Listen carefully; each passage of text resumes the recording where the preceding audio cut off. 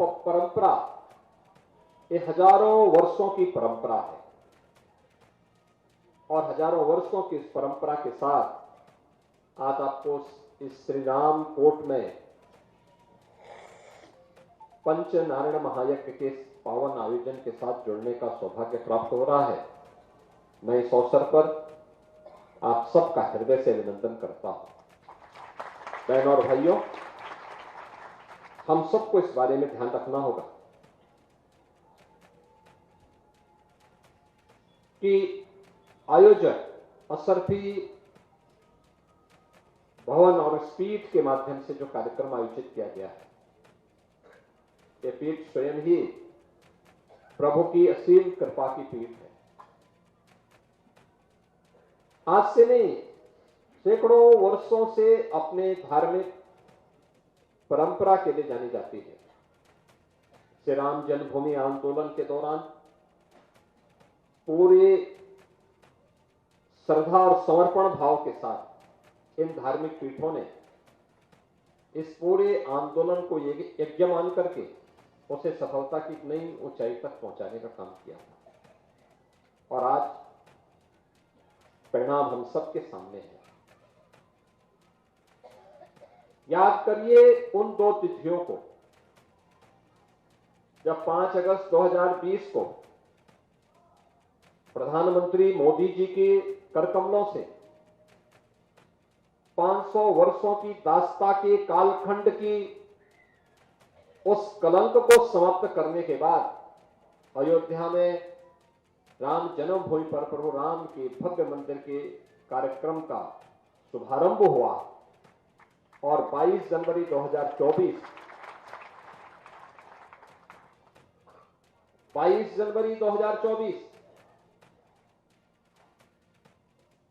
जब 500 वर्षों की दास्ता के उन कालखंडों को समाप्त करते हुए अयोध्या धाम में प्रभु रामलला फिर से विराजमान हुए।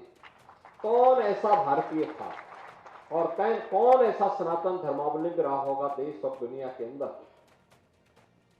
जिसकी आंखों में श्रद्धा के आंसू न आए हो, श्रद्धा और सम्मान के साथ प्रभु के श्री चरणों में जिसने अपने आप को पूरा समर्पित न किया हो। और यही तो है हमारी परंपरा, यही परंपरा है जिस पर हर भारतवासी गौरव की अनुभूति करता है। और इसी के बारे में तो हमारे पावन प्रबंध काव्य और पावन ग्रंथ कहते हैं कि दुर्लभम भारतीय जन्म मानुषम तत्र दुर्लभम, यानी भारत की धरती में जन्म लेना दुर्लभ है और उसमें भी मनुष्य के रूप में जन्म लेना तो और भी दुर्लभ है। और यह दुर्लभ क्षण हम सबको प्राप्त हो रहा है और वह भी हम अपनी आंखों से देखे हैं। काशी में काशी विश्वनाथ धाम, अयोध्या में अयोध्या धाम फिर से त्रेता युग की स्मृतियों को हम सबके सामने जीवंत कर रहा है। आज अयोध्या में क्या नहीं है, रामलला का आगमन हो गया है। रामलला के आगमन के पूर्व अयोध्या के वैभव को, अयोध्या को वापस कराने के लिए कार्य करना पड़ा था। डबल इंजन की सरकार ने उस कार्य को संतों के मार्गदर्शन में आगे बढ़ाया, आज वो पूर्ण हो चुका है। ये लगातार निरंतरता प्राप्त करता रहे। याद रखना, विरासत को विस्मृत करके हम भौतिक विकास को स्थायी नहीं बनाए रख सकते। विरासत और विकास के बीच में एक बेहतर समन्वय होना चाहिए। यज्ञ उसी की प्रेरणा देता है, यानी यज्ञों के पीछे का भाव ही यही है कि उसका एक पक्ष है सांसारिक उत्कर्ष का और दूसरा पक्ष है जीवन में सफलता के लिए मुक्ति प्राप्त हो। सांसारिक उत्कर्ष विरासत को बनाए रख करके भारत की परंपरा अपने इष्ट देवों से, भारत के पावन धर्मस्थलों से, मान बिंदुओं से, जो हमारे आदर्श हैं, हमारी प्रेरणा है, उनसे प्रेरित होकर के निरंतरता प्राप्त कर सके। और उन मूल्यों और आदर्शों को ध्यान में रख करके जब हम आगे बढ़ेंगे, तभी भारत भारत बना रहेगा। और ये हमारा सौभाग्य है कि आज प्रधानमंत्री मोदी जी के नेतृत्व में पूरा देश अपनी विरासत का कछोड़े बनाए रखते हुए विकास की एक नई बुलंदियों को छूता हुआ दिखाई दे रहा है।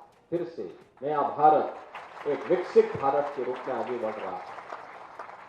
इस विकसित भारत के लिए हम सबको आगे मिलकर के काम करना होगा। और मैं बार बार इस बात को कहता हूं कि अगर विश्व मानवता को बचाना है तो उसका एक ही मार्ग है, वह है सनातन धर्म का सम्मान करो। सनातन धर्म सुरक्षित है तो दुनिया में सब कोई सुरक्षित है। याद रखना, कोई मत और मजहब दुनिया के अंदर ऐसा नहीं है जिसने कहा हो कि सबके कल्याण की बात की है। हमने तो हजारों वर्ष पहले हमारे ऋषियों ने हमें एक ही प्रेरणा दी, अयम निज परोवेति का संदेश दिया है। अयम निज परोवेति गणना लघु चेतसाम उदार चरितानाम तो सुधेव कुटुंब। याद करिए, ये मेरा है, ये तेरा है, ये तो संकुचित बुद्धि के लोग करते हैं। उदार और उदात चरित्र के लोगों के लिए क्या कहा गया है? कि पूरी दुनिया तो उसके लिए एक परिवार है। और याद करिए, दुनिया के अंदर अकेले सनातन धर्म है जिसने दुनिया की हर जाति, हर मत, हर मजहब, हर संप्रदाय के लोगों को उसकी विपत्ति के समय शरण देकर के संरक्षण दिया है, उसे फलने फूलने का एक अवसर दिया है। लेकिन क्या दुनिया के अंदर ऐसे ही हिंदुओं के साथ भी हो रहा है क्या? ऐसे ही हो रहा है क्या? आज बांग्लादेश में क्या हो रहा है? पाकिस्तान में क्या हुआ था? इससे पहले अफगानिस्तान में क्या हुआ था? मैं पूछना चाहता हूं उन लोगों से, कौन वे लोग थे जिन्होंने देश के अंदर सनातन धर्म से जुड़े हुए उन मान बिंदुओं को नष्ट करने का काम किया था? और क्यों किया था? उसके पीछे की नीयत क्या थी? उसके पीछे की नियति अपने बर्बर कृत्यों को अंजाम देकर के पूरी धरती को नरक बनाने की साजिश का हिस्सा था, जिसके तहत कभी काशी में काशी विश्वनाथ मंदिर, कभी अयोध्या में श्री राम जन्मभूमि, कभी मथुरा में श्री कृष्ण जन्मभूमि, कभी संभल में कल के अवतार की हरिहर भूमि, कभी भोज में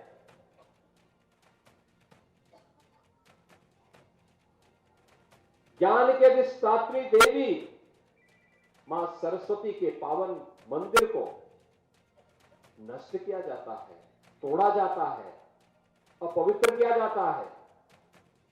इन मंदिरों को तोड़ने से, कभी सोमनाथ का मंदिर अपवित्र किया जाता है, इन मंदिरों को तोड़ने से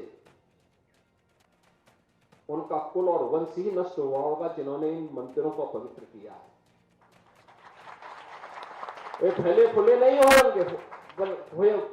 होंगे, लेकिन उन्होंने दिखाया तो। और ये कारण है, जब मैं आज पूछता हूं कि भाई जिन लोगों ने मंदिर तोड़े थे उनकी क्या स्थिति है वर्तमान में, तो लोग बताते हैं कि औरंगजेब के परिवार के लोग, उसके वर्तमान खानदान। मुझे कोई एक दिन बता रहा था, जबकि कोलकाता के पास वो रिक्शा चलाते हैं, तो मुझे बताओ अगर उसने पुण्य किए होते, इन मंदिरों को तोड़ा नहीं होता तो रिक्शा चलाता क्या?